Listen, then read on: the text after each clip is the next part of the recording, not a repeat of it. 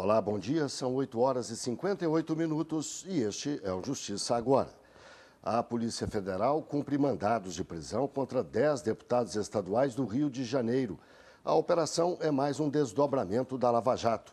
Vamos falar ao vivo com a repórter Aline Barcelos. Bom dia, Aline.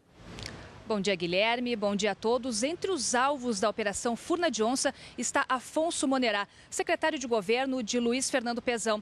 O governador não é investigado. 3 parlamentares já foram presos no ano passado. São eles Jorge Pisciani, Paulo Melo e Edson Albertassi. A investigação desta vez mira a compra de apoio político de parlamentares do MDB, do ex-governador Sérgio Cabral, que comandou o estado aí durante 10 anos. Segundo a investigação, a organização criminosa pagava propina aos parlamentares em troca de apoio político na Assembleia Legislativa do Estado. Guilherme. Obrigado, Aline. O Superior Tribunal Militar manteve a condenação de um tenente reformado da Aeronáutica que cometeu fraudes que somadas passam de 4 milhões de reais. Durante 28 anos, ele recebeu um auxílio invalidez do poder público, mas, ao mesmo tempo, trabalhava em clínicas particulares. O militar ingressou na Força Aérea em 1985 como tenente médico temporário.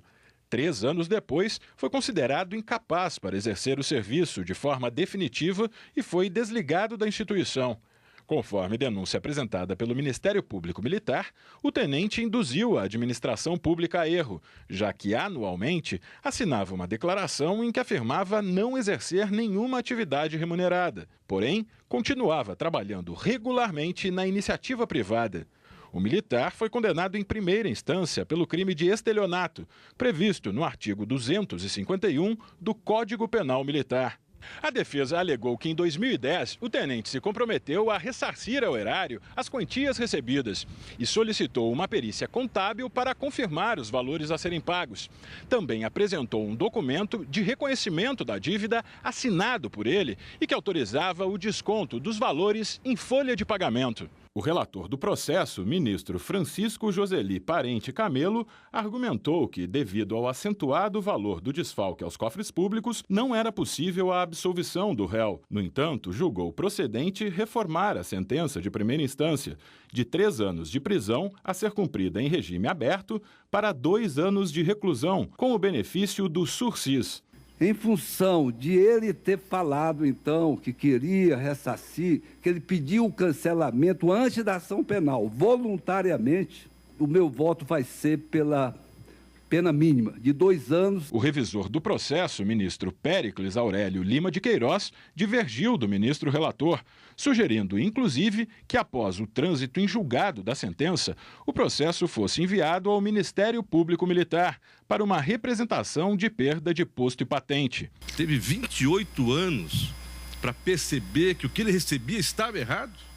O médico, na minha modesta compreensão, uma reiteração de uma conduta fraudulenta, que é receber na nação o que não é devido. Por fim, prevaleceu o voto do ministro relator, que reformou a sentença de primeira instância, aplicando a pena base no mínimo legal, de 2 anos de reclusão, com o benefício do sursis. O ministro Luiz Roberto Barroso, do Supremo, julgou extinta uma ação contra a lei da Bahia, que regulamenta a vaquejada. O ministro Luiz Roberto Barroso, relator da ação, julgou que o processo está prejudicado. Isso porque a ação que questiona a lei do Estado da Bahia, que trata sobre o uso de animais em vaquejada, foi baseado em artigo constitucional que foi alterado no ano passado.